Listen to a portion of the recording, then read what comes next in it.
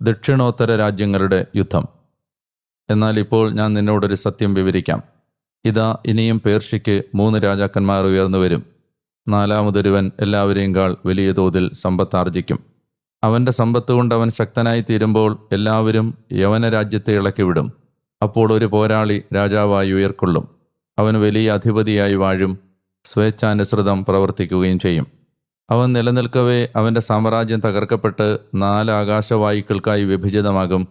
അത് അവൻ്റെ പിൻഗാമികൾക്കായിരിക്കുകയില്ല.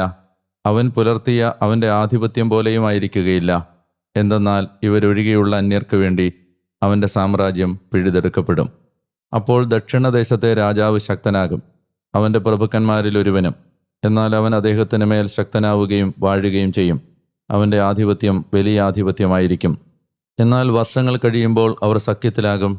അപ്പോൾ ദക്ഷിണദേശത്തെ രാജാവിൻ്റെ പുത്രി ഉത്തരദേശത്ത്